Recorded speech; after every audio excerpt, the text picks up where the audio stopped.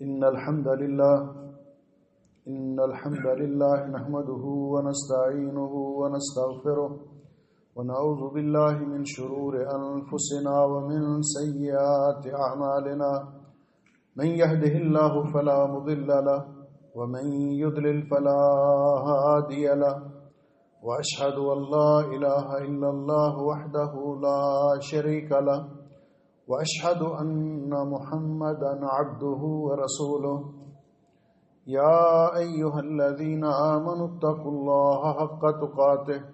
ولا تموتن إلا وأنتم مسلمون يا أيها الناس اتقوا ربكم الذي خلقكم من نفس واحدة وخلق منها زوجها وبث منهما رجالا كثيرا ونساء واتقوا الله الذي تساءلون به والأرحام إن الله كان عليكم رقيبا يا أيها الذين آمنوا اتقوا الله وقولوا قولا سديدا يصلح لكم أعمالكم ويغفر لكم ذنوبكم ومن يطع الله ورسوله فقد فاز فوزا عظيما اللهم صل على محمد وعلى آل محمد كما صليت على إبراهيم وعلى آل إبراهيم إنك حميد مجيد اللهم بارك على محمد وعلى آل محمد كما باركت على إبراهيم وعلى آل إبراهيم إنك حميد مجيد أما بعد فيا أيها الناس إن خير الحديث كتاب الله وخير الهدي هدي محمد صلى الله عليه وسلم وشر الأمور محدثاتها وكل محدثة بدعة وكل بدعة ضلالة وكل ضلالة في النار۔ قابل سعد احترام بزرگوں، بھائیوں اور عزیزوں، لائق سعد احترام ماں اور بہنوں، آج کی خطبہ جمعہ کا عنوان ہے الاستقامۃ علی الطاعہ، اللہ تعالیٰ کی اطاعت و فرمانبرداری پر اپنے آپ کو قائم رکھنا، ثابت قدم رکھنا، استقامت اختیار کرنا۔ حضرات گرامی قدر، ماہ رمضان گزر چکا، آج عید کا دن ہے۔ اللہ تعالیٰ کی کرم کی بارش ہوتی رہی، اللہ تعالیٰ کی رحمتوں کا سمندر ٹھاٹھے مارتا رہا، اور اس بابرکت اور غنیمت موقع سے ان مبارک دنوں اور ان فضیلت والی راتوں سے جس نے فائدہ اٹھایا وہ کامیاب ہوا، اور جس نے کوتاہی کی وہ خائب و خاسر اور ناکام ہوا، نامراد ہوا۔ اس لیے کہ پیارے نبی حضرت محمد الرسول اللہ صلی اللہ علیہ وسلم نے ہمیں اس بات سے بخوبی متنبع اور آگاہ کر دیا اپنے اس ارشاد گرامی میں کہ من صام رمضان ایمانا و احتسابا غفر له ما تقدم من ذنبه، جس نے رمضان کے روزے رکھے، رمضان کی راتوں کو قیام کیا، لیلۃ القدر کو قیام کیا، اللہ تعالیٰ اس کے پچھلے سارے گناہ معاف کر دیتا ہے۔ اور پھر دوسری طرف فرمایا بعد من ادرک رمضان فلم یغفر لہ، اس سے بڑا بد قسمت اور بد نصیب کوئی نہیں جس کی زندگی میں ماہ رمضان مبارک جیسا بابرکت موسم آیا اور پھر وہ اپنے گناہ نہ بخشوا سکا۔ اصل کامیابی ہی یہی ہے۔ اللہ رب العزت نے قرآن پاک میں فرمایا فَمَن زُحْزِحَ عَنِ النَّارِ وَأُدْخِلَ الْجَنَّةَ فَقَدْ فَازَ، جس آدمی کو قیامت کے دن اللہ سبحانہ و تعالی نے جہنم کی سزا سے محفوظ فرما لیا، جہنم کی آگ سے بچا لیا اور جنت میں داخلے کی اجازت دے دی، فقد فاز، وہ کامیاب ہو گیا۔ اور یہی حقیقی کامیابی ہے جس کے لیے ہم اپنی دنیا کی زندگی میں بھاگ دوڑ کرتے، تگو دو کرتے، محنت اور کوشش کرتے ہیں۔ فتنوں کے دور کے اندر بالخصوص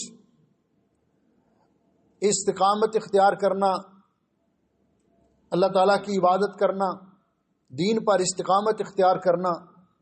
اس کی بڑی اہمیت ہے۔ رسول اکرم صلی اللہ علیہ وسلم نے ہمیں آگاہ فرمایا، آپ نے فرمایا بادروا بالاعمال فتنا، ایسے فتنوں کے آنے سے پہلے پہلے نیک اعمال کرنے میں جلدی کر لو۔ قطع اللیل المظلم، جو اندھیری راتیں اور اندھیری گھٹاؤں کی طرح آئیں گے، ان میں لوگوں کی کیفیت یہ ہوگی یصبح الرجل مؤمنا ویمسی کافرا، کہ آدمی دن کے وقت، صبح کے وقت مومن ہوگا، شام تک کفر اختیار کر چکا ہوگا، ویمسی مؤمنا ویصبح کافرا، یا شام کے وقت وہ ایمان کی حالت میں کرے گا، شام ایمان کی حالت میں کرے گا، اور صبح کے وقت کفر اختیار کر چکا ہوگا۔ آپ نے اس کا سبب بھی بیان کر دیا، یبیع دینہ بعرض من الدنیا، دنیا کے معمولی مفادات کی خاطر اپنے دین کو بیچ دے گا۔ اس لیے فتنوں کے دور میں بالخصوص دین پر استقامت کرنا اور اللہ کی عبادت پر اپنے آپ کو قائم رکھنا، پیارے نبی حضرت محمد رسول اللہ صلی اللہ علیہ وسلم نے فرمایا العبادۃ فی الحرج کہجرۃ الیہ، فتنوں کے دور میں اللہ تعالیٰ کی عبادت کرنا، عبادت پہ قائم رہنا اور اللہ تعالیٰ کی عبادت پابندی کے ساتھ کرنا ایسے ہے جس طرح میری طرف ہجرت کر کے آنا۔ اس دور میں ہجرت کرنا بہت مشکل تھا۔ اس لیے مسلمان کو سوچنا چاہیے کہ دین کے اندر اصل چیز استقامت ہے۔ اللہ رب العزت نے ہمیں حکم دیا، رسول اکرم صلی اللہ علیہ وسلم کو ارشاد فرمایا فاستقم کما امرت، دین پر استقامت اختیار کرو جس طرح کہ آپ کو حکم دیا گیا ہے، اللہ تعالیٰ نے آپ کو حکم دیا ہے۔ اور نبی کریم علیہ الصلوۃ والسلام سے ایک صحابی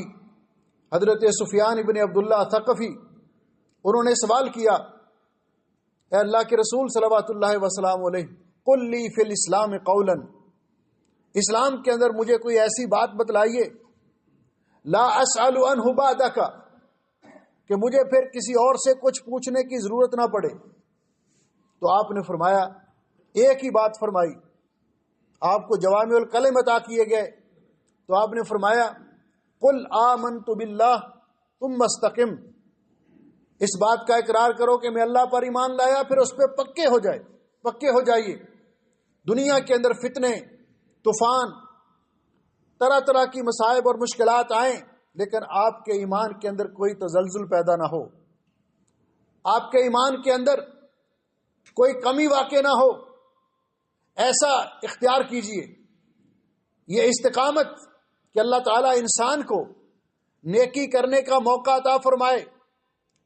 اور اس کے بعد وہ اس پر قائم رہے، تو یہ چیز اللہ تعالیٰ کی نگاہ میں بھی اور مسلمانوں کی نگاہ کے اندر بھی قابل قدر ہے۔ ایک آدمی جو پہلے اس کے اندر کوتاہی ہو، نمازوں میں کوتاہی کرتا ہو، اللہ کے فرائض کی ادائیگی میں اس سے کوتاہی ہوتی ہو، لیکن اللہ اس کو رمضان المبارک جیسا مبارک موسم نصیب کرے جس کے اندر اس کی ایسی تربیت ہوئی کہ وہ نمازوں کا پابند ہو گیا، اس نے بری عادات چھوڑ دی، نشہ کرنا چھوڑ دیا، سگریٹ نوشی ترک کر دی، اس نے گالی گلوچ ترک کر دی، غیبت اور چغلی چھوڑ دی، تو ہر آدمی اس کی تعریف کرتا ہے کہ یار پہلے تو اتنا اچھا نہیں تھا، ماشاءاللہ اللہ نے اس کو ہدایت دے دی، یہ آدمی کتنا اچھا ہو گیا، اب اس کے اخلاق کتنے اچھے ہیں، ہر کوئی اس کی تعریف کرتا ہے۔ لیکن اگر ایک شخص پہلے نمازوں کی پابندی کرتا ہو، پہلے نیک کام کرتا ہو، بعد میں چھوڑ دے، تو ہر کوئی اس پر افسوس کرتا ہے کہ یار اس کو چلتے چلتے کیا ہو گیا، یہ کن لوگوں کی صحبت میں بیٹھ گیا کہ انہوں نے اس کے اخلاق بگاڑ دیے، اس کو بد عمل بنا دیا۔ اس لیے استقامت اختیار کرنے کے لیے سب سے پہلی چیز جو ضروری ہے وہ اللہ تعالیٰ سے دعا ہے، اور نبی کریم علیہ الصلوۃ والسلام نے ارشاد فرمایا لیس شیء اکرم علی اللہ من الدعاء، اللہ تعالیٰ کے ہاں دعا سے زیادہ محبوب اور پسندیدہ عبادت اور کوئی نہیں۔ حضرت انس رضی اللہ تعالیٰ عنہ فرماتے ہیں کہ نبی پاک صلی اللہ علیہ وسلم کان یکثر ان یقول، آپ اکثر یہ دعا کیا کرتے تھے، یا مقلب القلوب ثبت قلبی علی دینک، اے وہ ذات جس کے ہاتھ میں انسان کے دلوں کی گردش ہے، دلوں کو پھیرنا ہے، میرے دل کو اپنے دین پر قائم رکھ، ثابت قدمی عطا فرما۔ آپ یہ دعا کیا کرتے تھے۔ اور پھر انسان ایسے ماحول کو اختیار کرے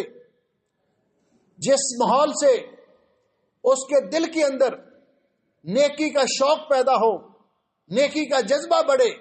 ایسے ساتھیوں کی صحبت اختیار کرے تو دعا کرنے کے ساتھ، اور دعا ہمیشہ اللہ تعالیٰ کی ذات بابرکات سے کرے۔ دوسری چیز جو استقامت کا سبب بنتی ہے، مصائب پر، فتنوں پر صبر کرنا۔ صبر کرنا، نبی کریم علیہ السلام نے فرمایا ما اوتی احد عطاء اوسع من الصبر، صبر کرنے جس کو اللہ نے صبر کرنے کی توفیق دے دی، وہ جلد باز نہ ہوا۔ فتنوں میں جس طرف لوگوں کی اس کا یہ طرز عمل نہ ہوا کہ چلو تم ادھر کو ہوا ہو جدھر کی، بلکہ اس نے استقامت اختیار کی، فتنہ بازوں سے متاثر نہیں ہوا، تو گویا کہ اس کو اللہ تعالیٰ نے بہت بڑی چیز عطا کی ہے۔ اور صبر کرنے والے، آپ نے فرمایا، اللہ رب العزت فرماتے انما یوفی الصابرون اجرہم بغیر حساب، اللہ تعالیٰ ان کو بغیر حساب کے اجر دے گا، لیکن اس کے لیے بھی محنت کرنی پڑتی ہے۔ رسول اکرم صلی اللہ علیہ وسلم نے فرمایا من یتصبر یصبرہ اللہ، جو صبر کرنے کی کوشش کرتا ہے، برداشت کر لیتا ہے، فتنوں میں شمولیت اختیار نہیں کرتا، اللہ تعالیٰ اس کو صبر کرنے کی توفیق بھی دے دیتا ہے۔ تیسری چیز جو استقامت میں انسان کے لیے ممد و معاون ثابت ہوتی ہے، وہ ہے شیطان کے ہتھ کنڈے اور شیطان کے فریب سے اپنے آپ کو بچانا۔ اللہ رب العزت نے فرمایا لا تتبعوا خطوات الشیطان ادخلوا فی السلم کافہ ولا تتبعوا خطوات الشیاطین، اسلام کے اندر پورے کے پورے داخل ہو جاؤ، شیطان کے بچھائے ہوئے جالوں کے اندر نہ پھنسو، اپنے آپ کو نہ پھنساؤ، شیطان کے دامے فریب میں نہ آؤ۔ انسان اس بات سے متنبہ ہو کہ وہ رحمانی راستہ اختیار کرے، اللہ کا بتایا ہوا راستہ صراط مستقیم اختیار کرے، اور شیطان کے ہتھ کنڈوں سے، اس کی پگڈنڈیوں سے اپنے آپ کو بچائے۔ اس نے طرح طرح کے انسان کو گمراہ کرنے کے لیے، پریشان کرنے کے لیے پروگرام بنا رکھے ہیں، ان پروگراموں سے اپنے آپ کو بچائے۔ چوتھی چیز کتاب و سنت کے ساتھ تمسک اختیار کرنا، ہمیشہ دین پر قائم رہنا اور نبی پاک صلی اللہ علیہ وسلم کی سنت پر عمل پیرا رہنا، کیونکہ نبی کریم علیہ الصلوۃ والسلام نے فرمایا ترکت فیکم امرین لن تضلوا ما تمسکتم بہما، تمہارے اندر دو چیزیں چھوڑ کے جا رہا ہوں، جب تک ان پر عمل پیرا رہو گے کبھی گمراہ نہیں ہوگے۔ کتاب اللہ و سنتی، ایک اللہ کی کتاب اور دوسرا میری سنت۔ جب مسلمان اس اصول کو اپنا لیں گے تو آپ فرمایا لن تضلوا، آپ کبھی گمراہ نہیں ہوگے، مسلمان متحد ہوں گے۔ اور اس دور کے اندر مسلمانوں کو اب باہمی اتحاد کی بہت ضرورت ہے، فتنوں سے بچنے کے لیے، مخالفین کی، دشمنان اسلام کی ہرزہ سرائی سے، ان کی کارروائیوں سے بچنے کے لیے اتفاق و اتحاد کی بہت زیادہ ضرورت ہے۔ اسی طرح استقامت کے اسباب میں سے یہ بھی ہے کہ انسان طہارت الخلوات، انسان اپنی خلوتیں پاکیزہ بنائے، انسان تنہائی میں بیٹھ کر جو اعمال کرتا ہے یہ انسان کی شخصیت کے اصلی آئینہ دار ہوتے ہیں۔ ظاہری طور پر تکلف کے ساتھ زہد و تقوی کو ظاہر کرنا یہ آسان ہے،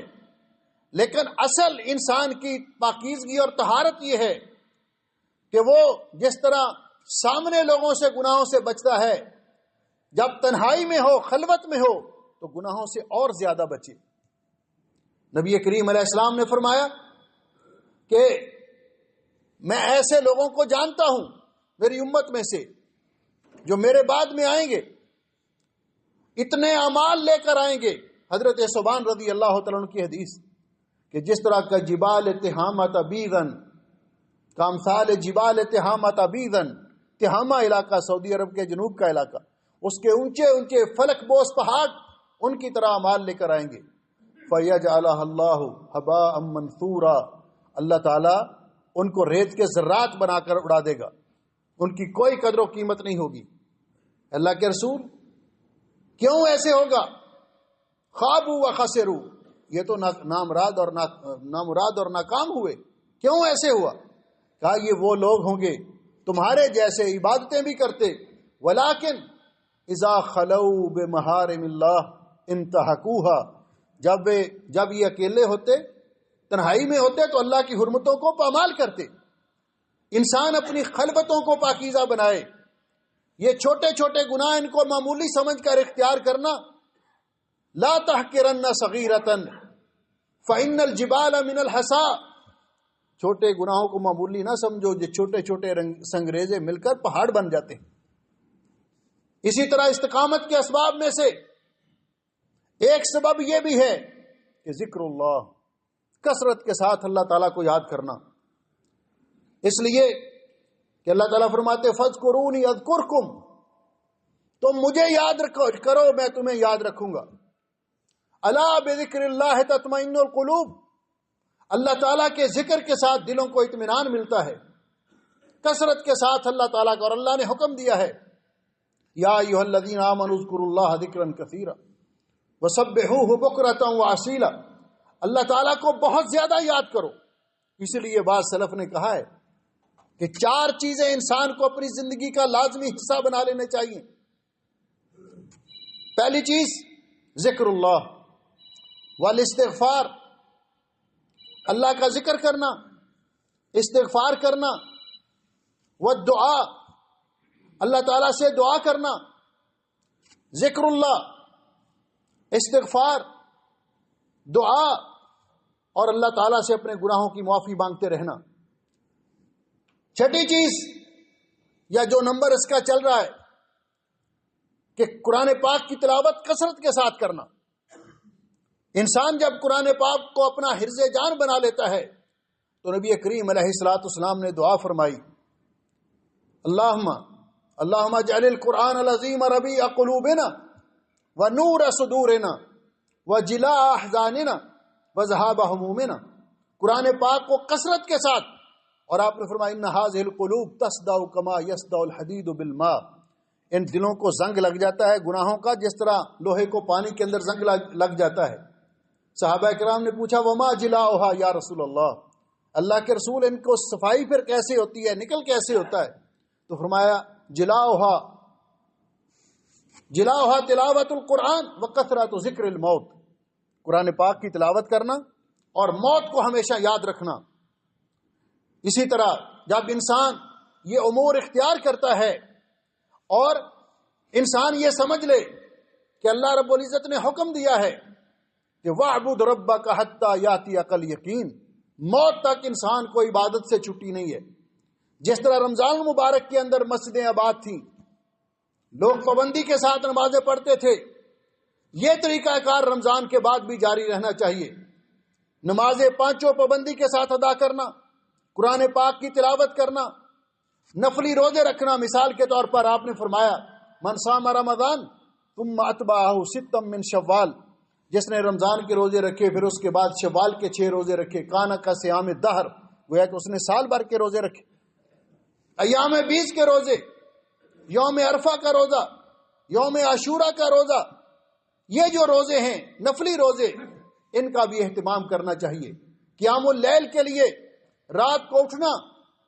سحری کے وقت اٹھ کر نوافل ادا کرنا، اس عادت کو بھی نہیں چھوڑنا چاہیے۔ صلہ رحمی کرنا، صدقہ و خیرات کرنا، اپنے بچوں کی اچھی تربیت کرنا، رشتہ داروں کے ساتھ اچھا سلوک رکھنا، مسلمانوں کے ساتھ ہمدردی رکھنا اور خیر خواہی کے جذبات رکھنا، یہ تمام نیکی کے کام یہ رمضان المبارک میں بھی ہونے چاہیے اور رمضان المبارک کے بعد ساری زندگی جاری رہنے چاہیے۔ اسی لیے علماء نے کہا، جس طرح میں نے خطبہ عید میں کہا تھا کہ کن ربانین ولا تکن رمضانین، کہ ربانی بنو رمضانی نہ بنو۔ نماز رمضان کے علاوہ بھی فرض ہیں، روزے ان کی ترغیب رمضان کے علاوہ بھی ہے، اس لیے یہ نیک کام کرنے چاہیے۔ جب ہم یہ نیک کام کریں گے، دین پر ہمیں استقامت نصیب ہوگی۔ تو نبی کریم علیہ الصلوۃ والسلام نے یہ دعا کی، آپ دعا کیا کرتے تھے، اللہم اصلح لی دینی الذی ھو عصمت امری واصلح لی دنیای التی فیہا معاشی واصلح لی آخرتی التی الیہا معادی واجعل الحیات زیادۃ لی فی کل خیر والموت راحۃ لی من کل شر۔ اے اللہ، میری زندگی کو خیر میں زیادتی کا ذریعہ بنا اور میری موت کو مشکلات پریشانیوں سے راحت کا ذریعہ بنا۔ اور نبی علیہ السلام نے فرمایا، طوبی لمن طال عمرہ وحسن عملہ، اس آدمی کے لیے مبارک ہو جس کو اللہ نے لمبی عمر دی اور اس میں پھر اس نے نیکیاں کی۔ اس زندگی کے فرصت کو نیکی کمانے کے لیے ایک غنیمت جاننا چاہیے، ایک سنہری موقع تصور کرنا چاہیے، کیونکہ اسی کے مطابق انسان کا انجام ہوگا اور اسی کے مطابق آخرت میں کامیابی اور ناکامی ہوگی۔ اللہ رب العزت ہمیں دین پر استقامت عطا فرمائے، رمضان مبارک کے اندر ہماری عبادات کو قبول فرمائے، ہمارے لیے بخشش اور مغفرت کا ذریعہ بنائے، جہنم سے آزادی کا ذریعہ بنائے،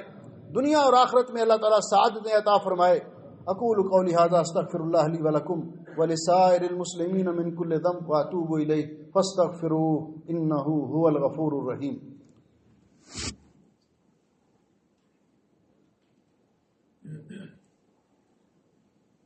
ان الحمد للہ نحمده ونستعینه ونستغفره ونعوذ باللہ من شرور انفسنا ومن سیئات اعمالنا، من يهده اللہ فلا مضل له ومن يضلل فلا هادی له، اشهد ان لا الہ الا اللہ وحدہ لا شریک له واشهد ان محمدا عبدہ ورسولہ۔ اما بعد، محترم بھائیو اور عزیزو، انسان جب دین پر استقامت اختیار کرتا ہے، ساری زندگی اللہ تعالیٰ کے ساتھ اس کا تعلق مضبوط رہتا ہے، تو ایسے آدمی کو، اور جس کی خلوتیں پاکیزہ ہوتی ہیں، سوچ پازیٹیو ہوتی ہے، اللہ تعالیٰ کے پر اس کا حسن ظن ہوتا ہے، تو جب آخری وقت آتا ہے تو اس کو استقامت کی وجہ سے اللہ تعالیٰ کی طرف سے بشارت آ جاتی ہے، ان الذین قالوا ربنا اللہ ثم استقاموا، وہ لوگ جنہوں نے اللہ کے دین کو اپنا لیا، اللہ تعالیٰ کی وحدانیت کو اختیار کر لیا، اللہ کو اپنا رب مان لیا، ثم استقاموا، پھر کچھ بھی ہوا وہ اس سے ہٹے نہیں، ڈگمگائے نہیں، ان کے پاؤں میں لغزش نہیں آئے، اس پہ قائم رہے، تو آخری وقت جب آتا ہے تتنزل علیہم الملائکہ، فرشتے آخری وقت میں دم واپسی ان کے لیے خوشخبری لے کر آتے ہیں۔ کیا کہتے ہیں؟ تتنزل علیہم الملائکہ اللہ تخافوا ولا تحزنوا، خوف نہ کرو، غم نہ کرو، اللہ تعالیٰ کسی قسم کی پریشانی تمہیں اختیار نہیں کرنی چاہیے۔ وَأَبْشِرُوا بِالْجَنَّةِ الَّتِي كُنْتُمْ تُوعَدُونَ، اس جنت کی بشارت قبول کرو، خوشخبری قبول کرو جس کا تمہارے ساتھ وعدہ کیا گیا۔ نَحْنُ أَوْلِيَاؤُكُمْ فِي الْحَيَاةِ الدُّنْيَا وَالْآخِرَةِ، ہم دنیا کی زندگی میں بھی اور آخرت میں بھی تمہارے دوست ہیں، تمہارے ساتھی ہیں۔ وَلَكُمْ فِيهَا مَا تَشْتَهِي أَنفُسُكُمْ وَلَكُمْ فِيهَا مَا تَدَّعُونَ نُزُلًا مِّن غَفُورٍ رَحِيمٍ، جنت میں جو بھی تم چاہو گے اللہ تعالیٰ کے فضل سے تمہیں ملے گا، اور جس چیز کا بھی تمہارے دل میں خواہش پیدا ہوگی یہ اللہ تعالیٰ کی طرف سے تمہاری میزبانی ہوگی، اللہ تعالیٰ کی طرف سے تمہارے لیے اکرام ہوگا جنت کے اندر، ان کو یہ بشارت آ جاتی ہے۔ اور حدیث قدسی ہے، جس نے دنیا کے اندر استقامت اختیار کی، اپنا وقت برباد نہیں کیا، اللہ تعالیٰ کی اوامر نواہی پر عمل کیا، دین پر قائم رہا، تو اس کے لیے نبی پاک صلی اللہ علیہ وسلم نے فرمایا، حدیث قدسی ہے، اللہ تعالیٰ فرماتے ہیں، یا عبادی انما ہی اعمالکم، اے میرے بندو یہ تمہارے اعمال ہیں، احصیھا لکم، جن کو ہم شمار کر رہے ہیں، نوٹ کر رہے ہیں، ثم اوفیکم ایھا، پھر قیامت کے دن اس کا پورے کا پورا بدلہ تمہیں دیا جائے گا۔ فمن وجد خیرا فلیحمد اللہ، جس نے دنیا میں رہ کر وقت ضائع نہیں کیا، دین پر استقامت اختیار کی، قیامت کے دن اس کو اچھا بدلہ ملا، وہ کامیاب ہوا، اس کو جنت ملی، اس کو اللہ کا شکر ادا کرنا چاہیے۔ وَمَنْ وَجَدَ غَيْرَ ذَلِكَ، اور جس نے دنیا میں اپنا وقت برباد کر لیا، رمضان المبارک جیسا موسم بھی اس نے ضائع کر دیا، اس سے بھی استفادہ نہ کر سکا، تو ایسے شخص کو اور دنیا کے اندر اپنی زندگی میں نیکیاں نہ کما سکا، آخرت کی کامیابی کے لیے سامان نہ کر سکا، تو فرمایا فلا یلومن الا نفسہ، پھر وہ اپنی ناکامیوں کا بوجھ دوسروں پر نہ ڈالے بلکہ اپنے آپ کو ملامت کرے۔ اللہ ہمیں دین پر استقامت عطا فرمائے۔ اللہ تعالی ہم سب کو جنت الفردوس کے وارث بنائے، جہنم سے محفوظ فرمائے۔ ان اللہ وملائکتہ یصلون علی النبی یا ایھا الذین آمنوا صلوا علیہ وسلموا تسلیما۔ اللهم صل علی محمد وعلی آل محمد کما صلیت علی ابراہیم وعلی آل ابراہیم انک حمید مجید۔ اللهم بارک علی محمد وعلی آل محمد کما بارکت علی ابراہیم وعلی آل ابراہیم انک حمید مجید۔ یا مقلب القلوب ثبت قلوبنا علی دینک، یا مقلب القلوب ثبت قلوبنا علی دینک۔ اللهم تقبل منا صيامنا وقيامنا وصالح اعمالنا، اللهم احينا ما كانت الحياة خيرا لنا وتوفنا اذا كانت الوفاة خيرا لنا۔ اللهم اشف مرضانا ومرضى المسلمين، اللهم اشف مرضانا ومرضى المسلمين، اللهم اقض حاجاتنا وحاجات المسلمين، اللهم انت ولينا في الدنيا والآخرة، توفنا مسلمين والحقنا بالصالحين۔ ربنا آتنا في الدنيا حسنة وفي الآخرة حسنة وقنا عذاب النار۔ اللهم اعز الاسلام والمسلمين، اللهم انصر الاسلام والمسلمين، اللهم دمر اعداء الدين، اللهم اجعل هذا البلد آمنا مطمئنا رخاء سخاء وسائر بلاد المسلمين۔ اللهم من ارادنا وبلادنا بسوء فاشغله في نفسه ورد كيده في نحره، اللهم احفظنا من بين ايدينا ومن خلفنا وعن ايماننا وعن شمائلنا ومن فوقنا ونعوذ بعظمتك أن نغتال من تحتنا۔ اللهم آمنا في أوطاننا، اللهم آمنا في أوطاننا، ربنا فاغفر لنا ذنوبنا وكفر عنا سيئاتنا وتوفنا مع الأبرار۔ سبحان ربك رب العزة عما يصفون وسلام على المرسلين والحمد لله رب العالمين۔ صفحہ درست کر لیں۔